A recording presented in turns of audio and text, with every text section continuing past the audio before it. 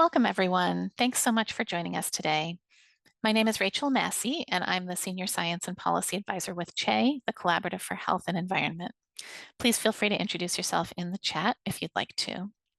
I'm going to get us started with some quick housekeeping items. We will be closing the chat once the presentation begins, so we invite you to type your questions in the Q&A box at any point, and we'll get to as many comments and questions as we can after the presentation. If you'd like to download the slides for today's webinar, you can find them on the webinar page at healthandenvironment.org. We'll put that link into the chat now. And if you'd like to activate closed captions, you can do that by clicking the button at the bottom of your screen. I'm now very pleased to introduce our speakers. Ryan Johnson is a senior researcher for Habitable. He brings over a decade of experience from working in the regulatory and nonprofit sectors to understand chemical hazards related to the built environment. He currently works with the Habitable team to generate guidance aimed at reducing the human health and environmental impacts of building materials. Dr. Winnie Courtene-Jones is a lecturer in marine pollution at Bangor University, and she holds an honorary associate research role at the University of Plymouth. She is a marine environmental scientist with over a decade of experience researching the sources, environmental prevalence, effects, and solutions to plastic, including microplastic pollution. Her research has led her to study plastic pollution in a variety of terrestrial and marine environments. She has led research into global land-sea releases and movement of plastics, and the environmental degradation and impacts of biodegradable and bio-based plastics across terrestrial and marine environments. Since 2021, Dr. Courtene-Jones has also been supporting the development of the UN Global Plastics Treaty. So I'm really delighted to have both Ryan and Winnie speaking with us today. And before we get started, I'll just share a couple of contextual points. As many of you know, a variety of concerns related to artificial turf have been documented in the scientific literature. Today's webinar is not going to go into depth on that full range of issues. The focus of today's webinar is to provide a perspective on artificial turf in the context of broader work on plastics in the built environment. So for those of you who would like to find additional information, you may also be interested in watching previous webinars we've hosted on this topic, and we'll share some of those links in the chat now. You may also be interested in looking through CHE's webpage, where we have a compilation of both webinars and blog posts related to athletic fields and playgrounds, and we'll share that link as well.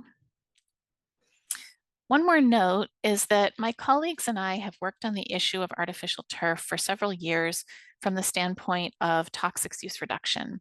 This is an approach that focuses on reducing or eliminating the use of toxic chemicals while taking account of technical and financial feasibility.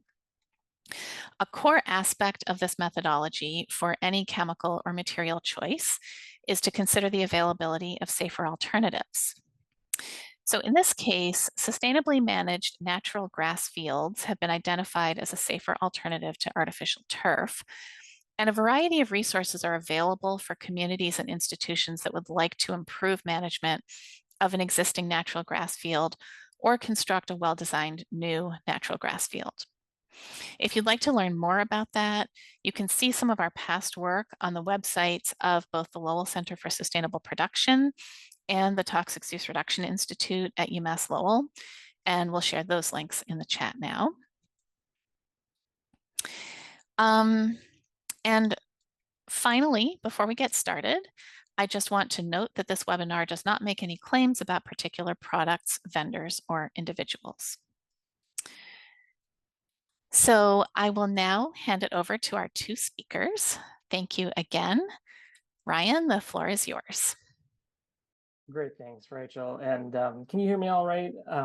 I just noticed some noise in an adjacent room, so can you just give me a thumbs up if you're hearing? You're fine. Great. Yeah, thanks. So synthetic turf, it can be a really contentious topic that people get really passionate about, whether they're all for it or whether they want to avoid it at all costs. And we at Habitable do offer some guidance that does dive into the human health considerations at various points in the life cycle of synthetic turf and grass. I I'm going to share some of that information later in my presentation, but that guidance was written about 5 years ago. And since then, we've been looking more into the contribution of the built environment to plastic consumption. So the idea for today is to supplement that original guidance with some more current data on plastic and how we might want to think about synthetic turf in the context of this broader plastics discussion. In case you're not familiar with us, Habitable is a nonprofit organization that's been working for about 25 years to advance human health and equity, in particular as it relates to the built environment. So as I already noted, synthetic turf can be a very controversial issue. It can be really confusing for communities to wrap their heads around all of the messaging related to synthetic turf. And like many issues, it can feel like there's not a lot of real consensus around synthetic turf versus natural grass. And this slide shows a few of the discussion points that many of you probably are familiar with. Some of them might seem to lean more towards the synthetic turf side. Some of them might seem to lean more towards the natural grass side.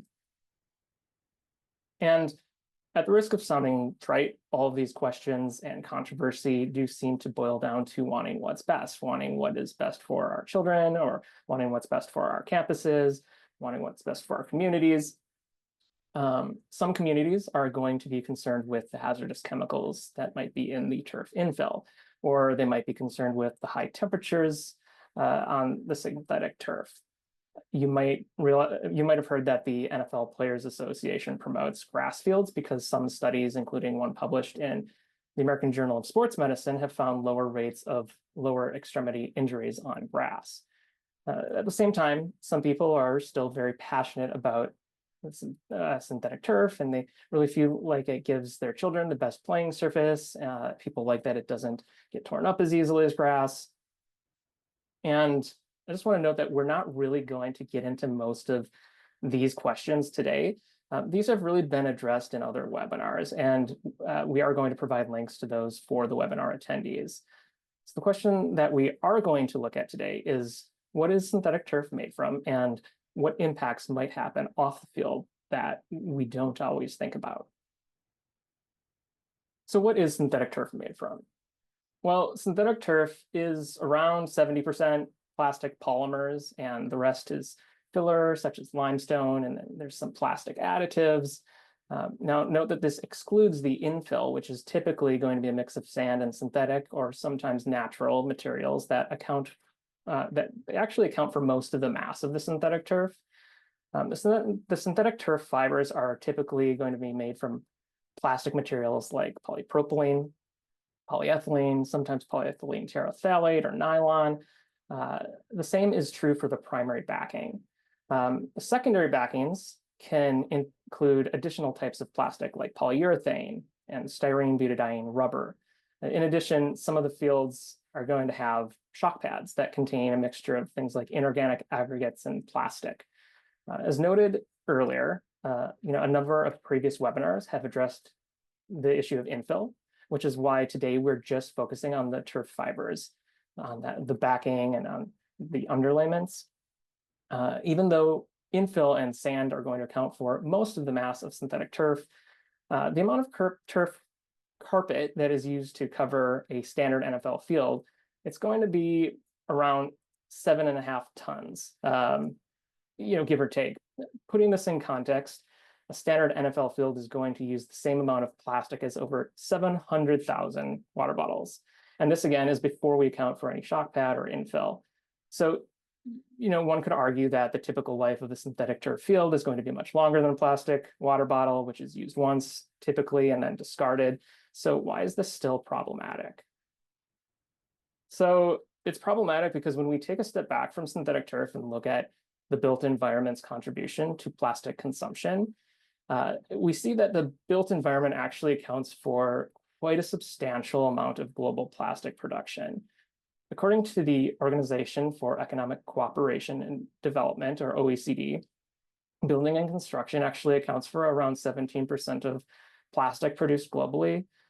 So in fact, when we look at global plastic production, building materials are actually second only to the packaging sector. They actually account for a little more than half of what packaging accounts for when we look at that overall plastic production. And plastic production is growing.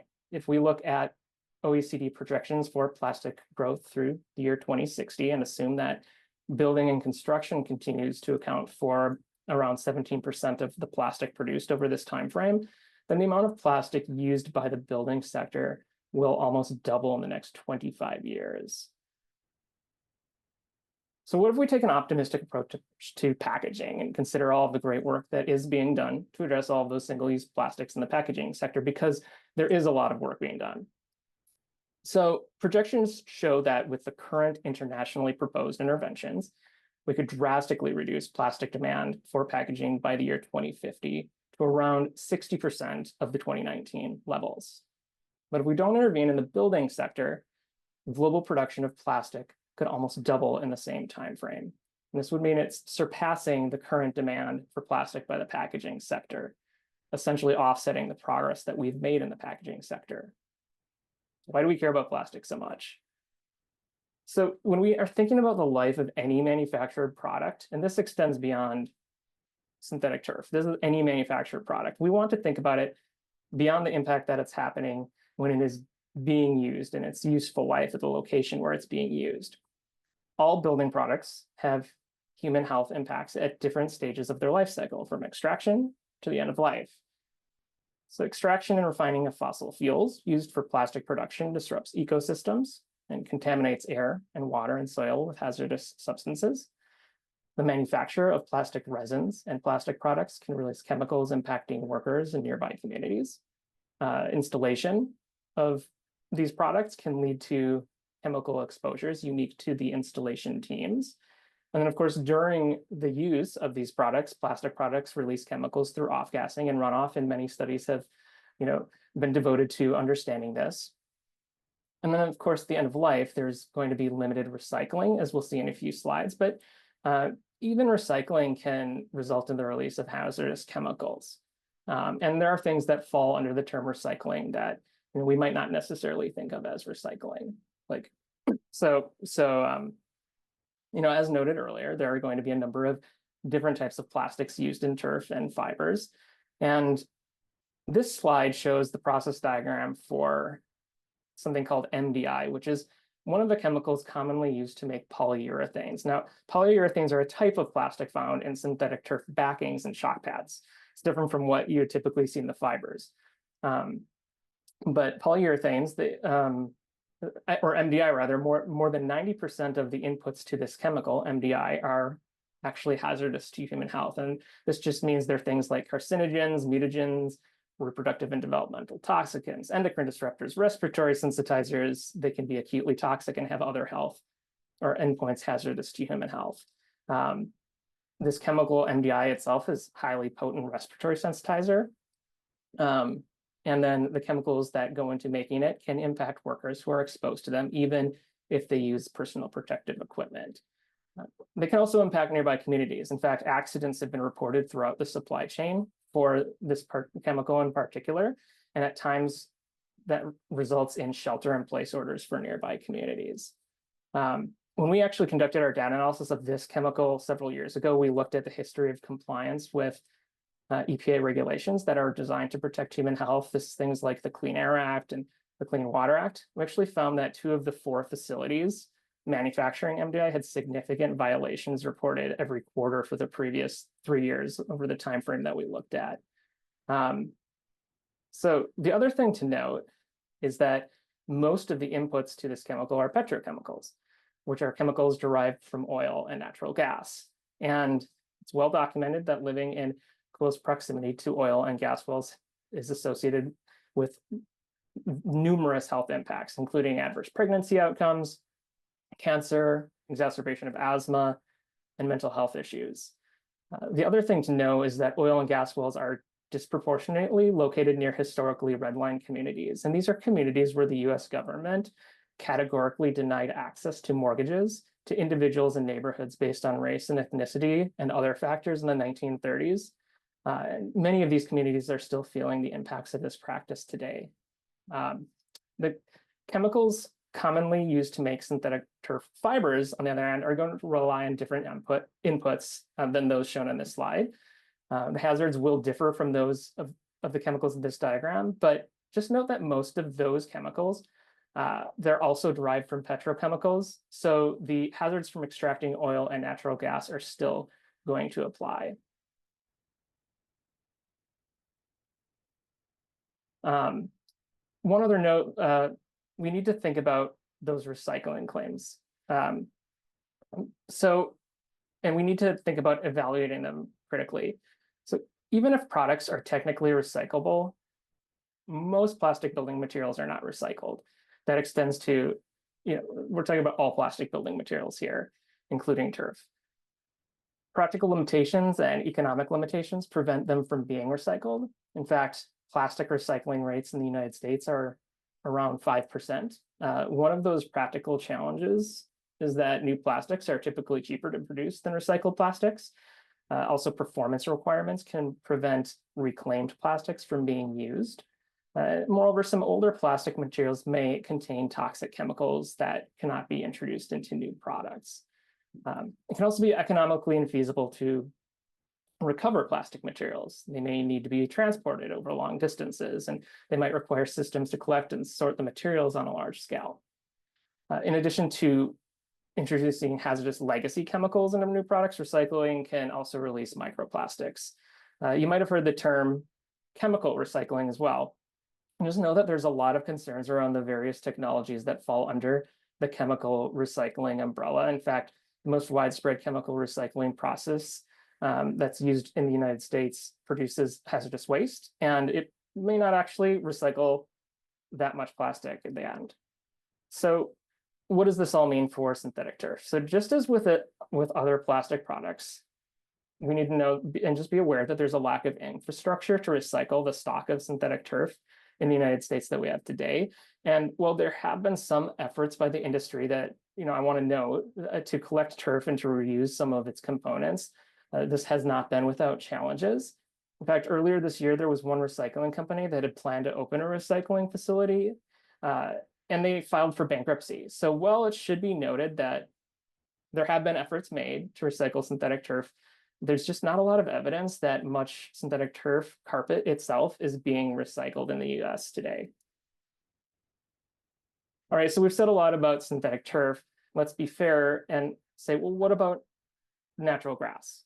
Because there are hazardous chemicals that are used on natural grass. These can pose very serious concerns for health, human health, and environment throughout their life cycle. Many of these are also petrochemicals, and many are associated with adverse health outcomes. There's decades of scientific peer-reviewed literature documenting this. So we need to be fair here. But if you're going to consider natural grass, you can also just know that natural grass fields can be maintained using sustainable methods that move away from these chemicals. There are ways to manage it that reduces or eliminates entirely the use of hazardous chemicals. So if your institution is currently using toxic chemicals for natural grass field maintenance, it is possible to shift to sustainable practices at any time. And just depending on institutional capacity, there are going to be different entry points, ranging from entirely rebuilding the field and using only organic management practices to simply adding one or two sustainable practices, such as frequent aeration. So it's important to just know that grounds managers can adopt simple interventions or high-tech options, depending on budget and preference. So I think the point here is that we don't want to substitute one problem with another, but know that grass fields can, while they can be maintained unsustainably, there are many ways to maintain them that drastically lower their impacts. There's a link that I've shown at the bottom of the slide here. It's the Toxics Use Reduction Institute, which is based out of the University of Massachusetts Lowell, has some great resources on how to manage grass fields more sustainably. And the link on this slide is a great resource that you can look at to help people get started with that. So we've talked about some of the upstream life cycle considerations. What about the downstream considerations? One of the emerging considerations for any plastic product, again, this applies to all building materials, is going to be its potential to break down into the environment and form small plastic particles. There's one recent study based out of Spain that sampled plastic particles found in river and seawater in the Northwest Mediterranean. And I've linked to that study at the top of this slide. So they published a database where you can actually view images of the plastic particles that they found. And what they found was that synthetic turf fibers can actually account for up to 15% of larger plastic particles in aquatic environments. And looking at those smaller particles, the microplastics, well, a smaller percentage of those microplastics were identified to be synthetic turf.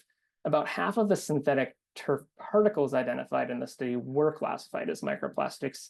So synthetic turf is certainly contributing to that microplastic pollution as well. Now, if you're interested in learning more about this study, I do want to note that Collaborative for Health and Environment did host a webinar in this study where one of the authors presented, and we'll make sure to put a link to that webinar in the chat as well.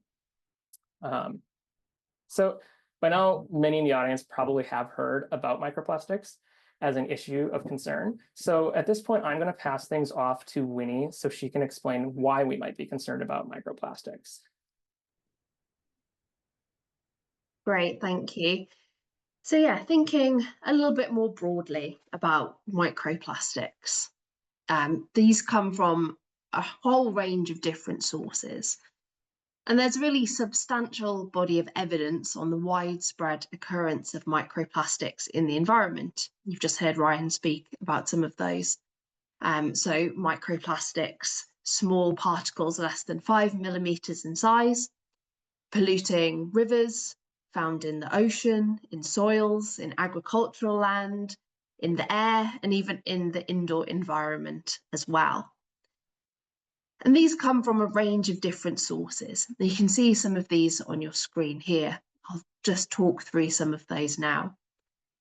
And these are broadly categorized as those in the upper section, those top three, that are plastics intentionally manufactured to be of small size, less than 5 millimeters, that boundary of what we define as a microplastic.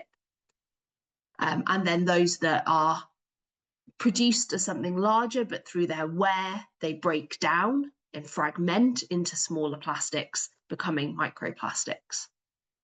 And they're in the bottom section. So let's look at the top part first. So we've got intentionally manufactured to be of small size, things like pre-production pellets. These are the precursors to all the plastics that we use.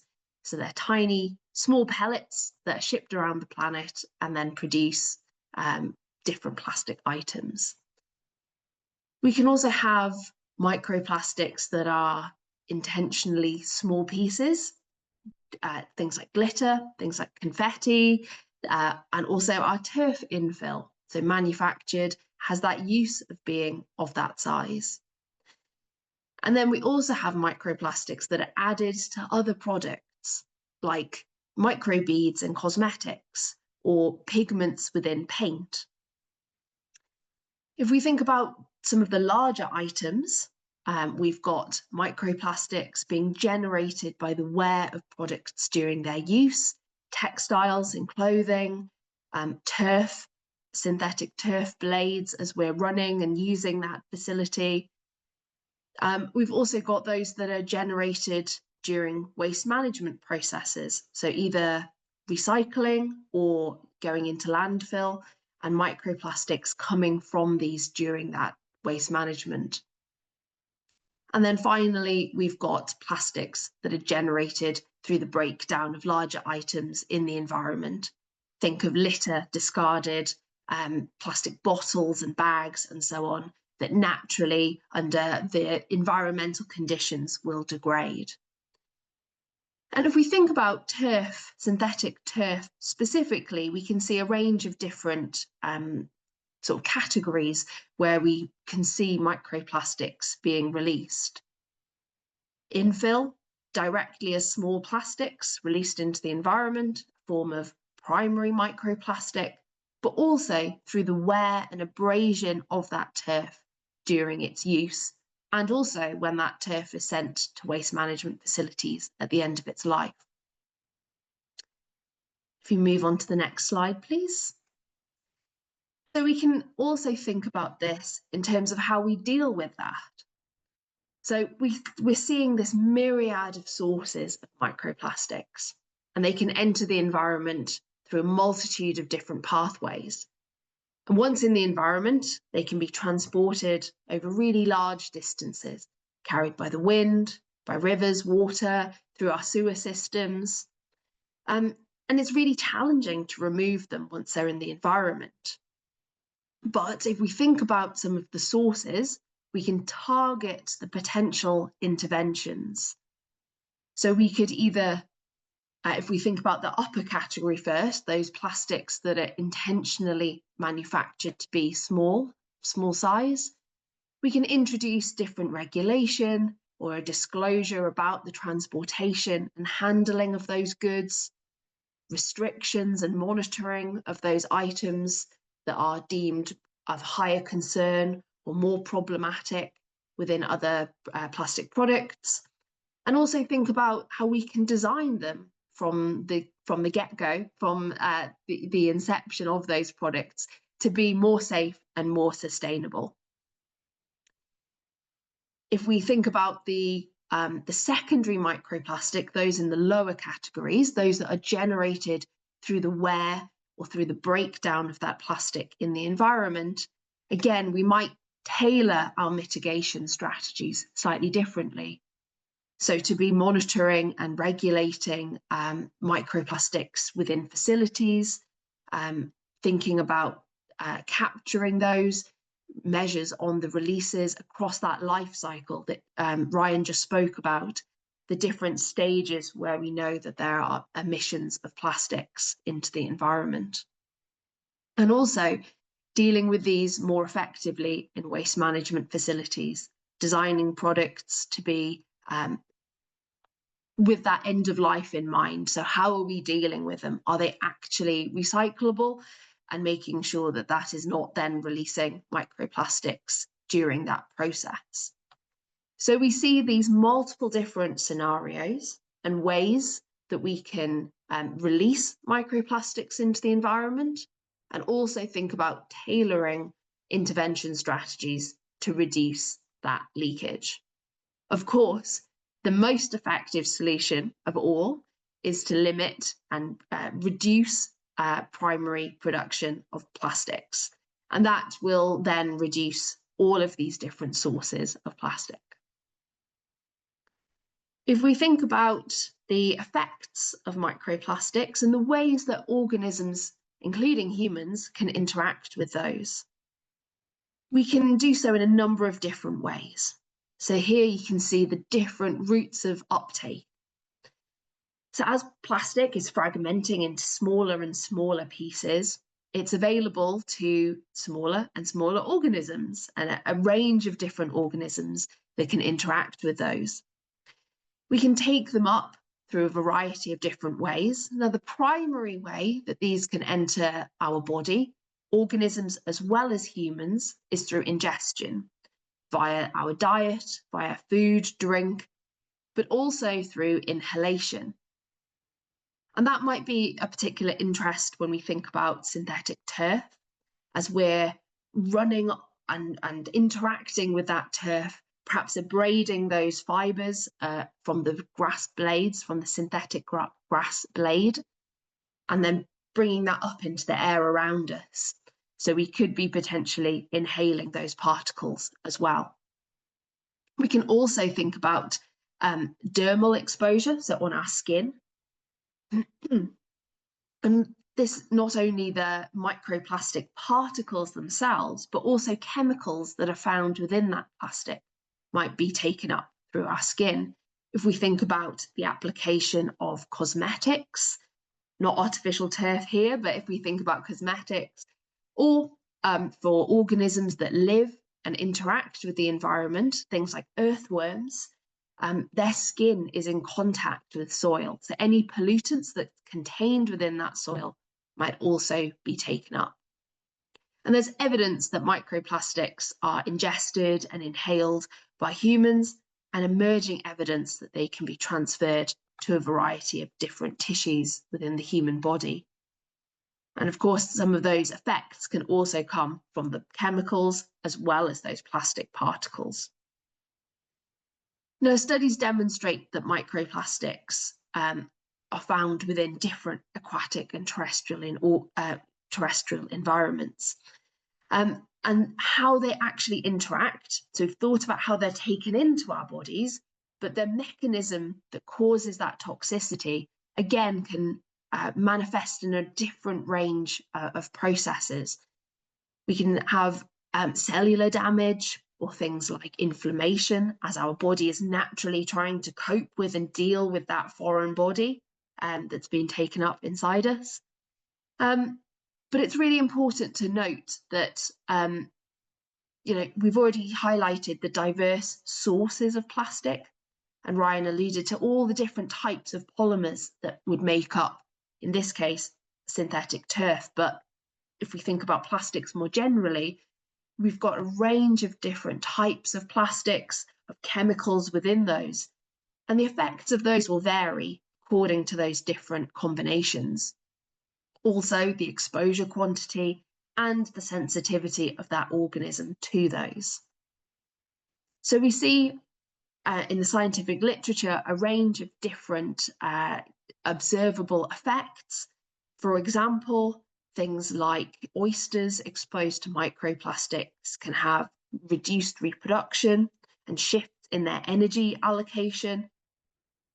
And we also know that chemicals within that are within tire rubber, which is used as a turf infill, the chemical 6-ppd-quinone has been shown to have more mass mortality events in salmon. Concentrations at environmentally relevant, so the same as that we find in natural environments, were shown to have these mass mortality events in salmon in the Pacific Northwest of the USA. So we see these links between plastics, plastic chemicals, and adverse effects in marine life, in terrestrial life, and also in humans. There's emerging evidence now linking plastic exposure to adverse health effects in humans. I'm only going to briefly highlight some of those, but we see links between microplastics can trigger inflammation and immune responses in humans.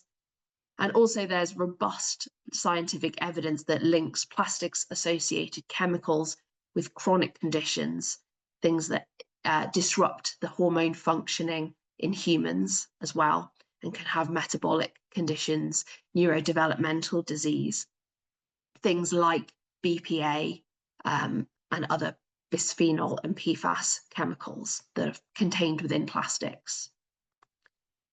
So given the persistence of microplastics in the environment and their potential to fragment into micro and nanoscale particles, and their ability to carry these hazardous chemicals, and the challenges of removing those from the environment, I think there's a real pressing need for a precautionary approach to some of these, and limiting, reducing the plastic that's produced. If you move to my final slide, just to highlight the role of product design.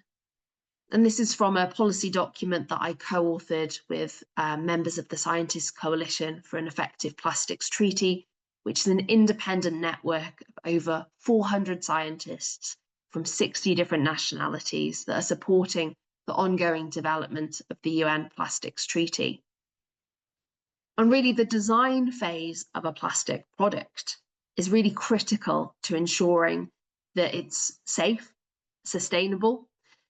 So decisions taken at this stage really have knock-on effects about the circularity of those products, of the plastic material themselves, and also the impacts on human health and on the environment. So if we design products in this sequential manner, thinking about the essentiality, what benefit does this bring, this product bring to society, to the world, to humans? And if we decide that it is, taking that to the next stage and designing it for safety, ensuring that those hazardous chemicals are not present, that we're reducing or eliminating microplastics. Moving to the next stage, thinking about sustainability, designing those products for circular economy, for sustainability, for reuse. Then hopefully will shift all the way through to a more safe and a more sustainable product and use of plastics. So I find this kind of sequential assessment quite quite a useful way in approaching this. If our end goal is safe, sustainable products, how can we achieve that through this pathway? Thanks. I'll hand back over to Ryan. Thanks, Winnie. So yeah, today we've presented a lot of information about why one might be concerned about the use of plastic turf over natural grass, but also hopefully you've also heard that we just need to be thinking about the use of plastic products in general and really thinking about this critically. Turning our attention back to turf, I just have to say, well, this information might educate us. It doesn't necessarily help us make decisions when we're having discussions as a community about what the best athletic surface is for our community. So what I've shown here is a high-level overview of the turf guidance that we at Habitable came up with about 5 years ago. And what it does is it takes into account those human health impacts throughout the life cycle of the product that I mentioned earlier and alluded to in the presentation. Now, in developing this guidance, we did review studies on the chemicals identified in different synthetic turf products and infills or chemicals that are used on natural grass fields. We also reviewed the chemicals used to make those synthetic turf products to screen for hazards that might be present to people at different stages of the product's life. As is true for all of the product guidance that we generate, because we have a number of other categories as well, the green and yellow products are preferred, and the orange and red products are those that we recommend avoiding or reducing. You'll see that synthetic turf products are not preferred, and yet within the synthetic turf options, there are going to be some products that are less preferred than others. Likewise, grass can be managed very unsustainably. So as I talked about earlier, managing natural grass, when you're doing that, there are considerations that you want to make, but with grass, it is possible to shift to sustainable practices at any time. And this is not necessarily the case once you have laid that synthetic turf.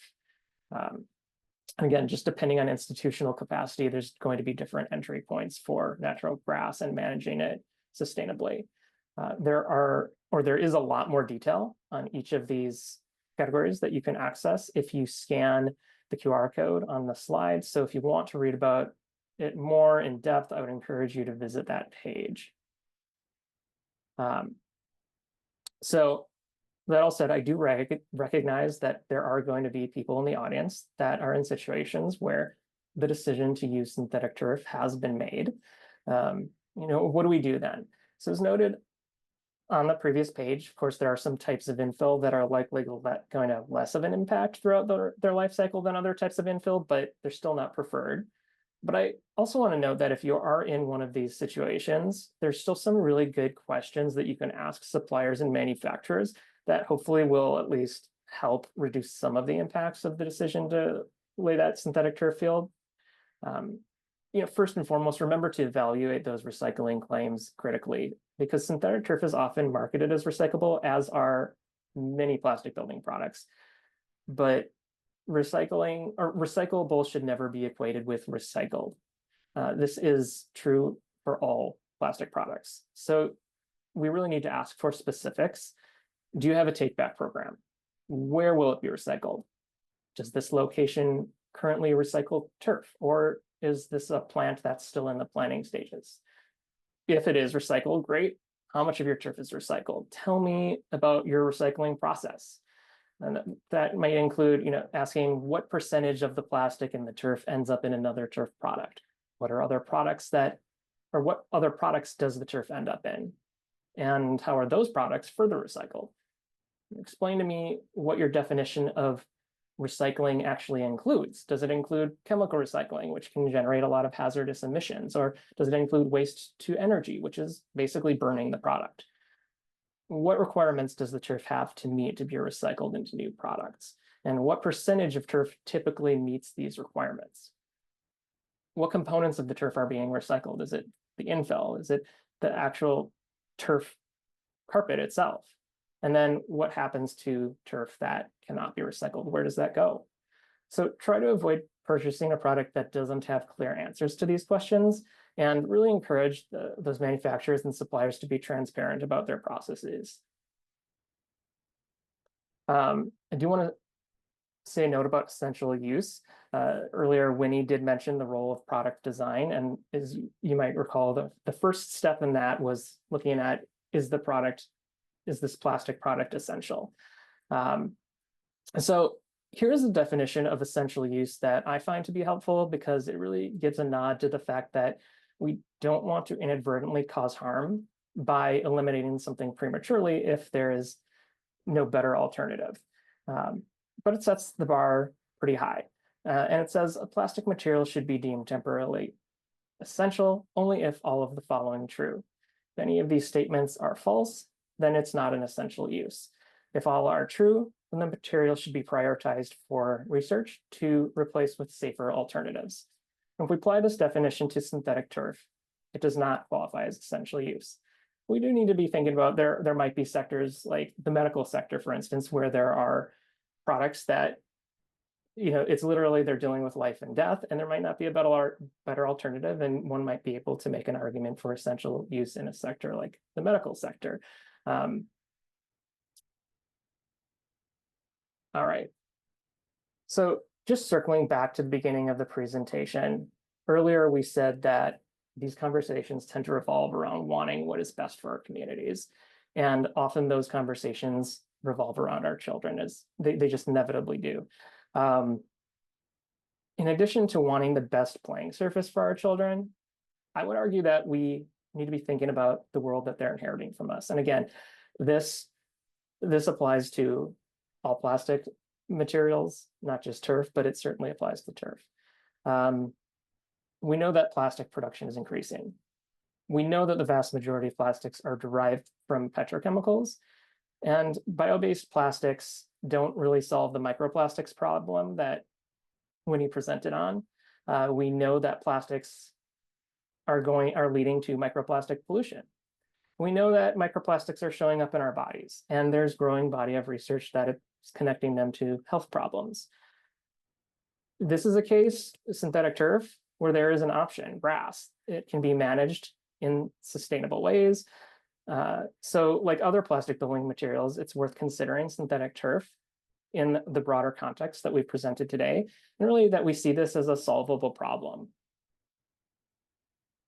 And with that, I will conclude my talk, and happy to answer any questions that the audience might have. Great. Thank you so much, Ryan and Winnie, for these excellent presentations and for all the work that you've been doing to pull this information together. This is very, very interesting and valuable. We've got several questions showing up in the Q&A box here. I want to start with one question for you, Ryan. For people who are not familiar already with the work that Habitable does to create the common product research and the product guidance, can you just explain a little bit more about how that works? Yeah, sure. So the common product research, it's something we've been doing for about 10 years now. And what this is it's just detailed research on building materials. And what we do is we gather publicly available information. It might be things like safety data sheets or other literature provided from manufacturers. It might be patents. It might be peer-reviewed journal articles. Basically anything we can get our hands on to basically ask ourselves the question, what types of substances are in this product that need to be in this product to make it a functional product. And once we get a pretty good picture of what's typically going to be in that product, then we generate the common product research, and we conduct a hazard screening on the chemicals. And so we look at what's in the product, We also try to understand what it takes to make some of the primary chemicals that are used in that product and how that might impact the people that are making the product, how it might impact nearby communities. We look at what accessories might be required for installation, or is it, do you need to cut it? Is it generating hazardous dusts? And we look at what's happening to the product at its end of life. And once we've taken all that into account, then that's how we start to generate our product guidance, by looking at all these different phases of the product's life cycle and where there might be hazards to consider.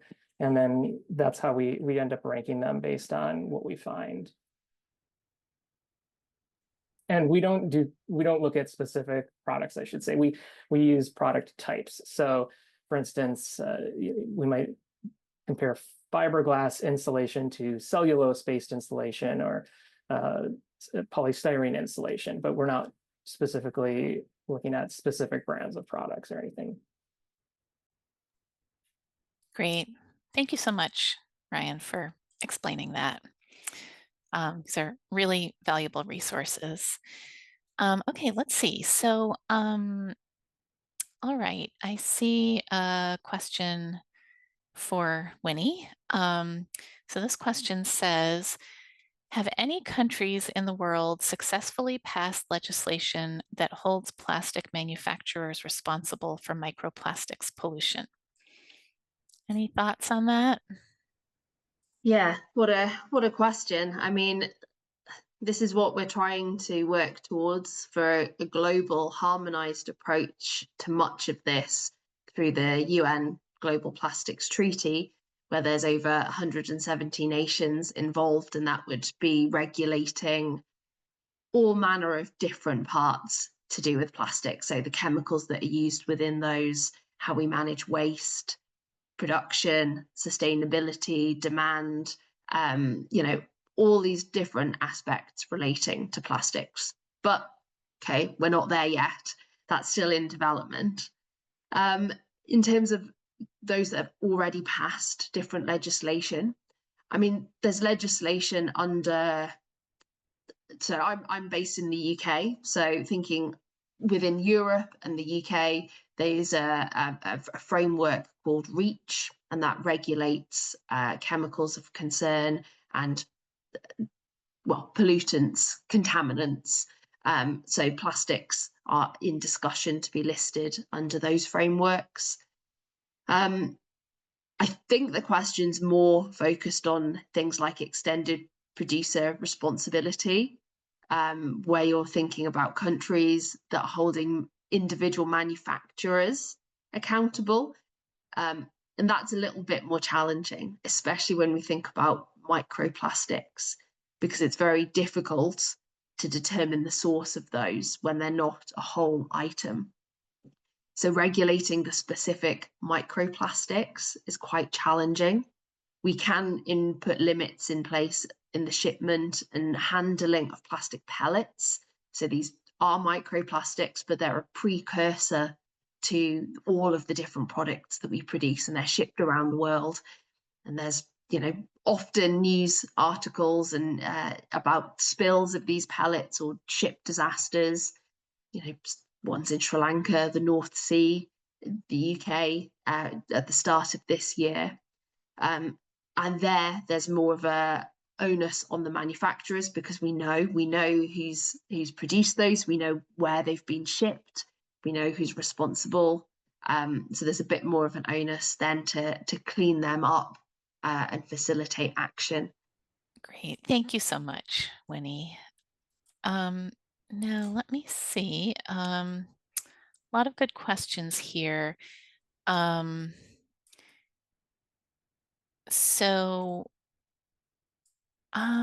Well, okay, so we have a question here that says, are there any healthier options for indoor turf? I can offer one quick comment on that, but maybe I'll just ask you, Ryan. I'm guessing that you haven't worked directly on this, but that people might get some benefit from looking through some of those common product resources for the variety of types of flooring that Habitable has assessed? Yeah, there were. I was just looking through the Q&A as well, and there's a number of questions about specific products. And I think I would just defer people to flooring would probably be a good start. There was another one that was, I think, about cutting boards, and I would say we do have countertops guidance, and both countertops and flooring guidance are currently being updated, so those will be up to date very soon. And then if that once those are up to date, if that doesn't answer these folks' specific questions, you can certainly reach out to me and ask, what our take would be on specifically. But yeah, I think in terms of indoor turf, I don't have anything specific. I think that's a tough one.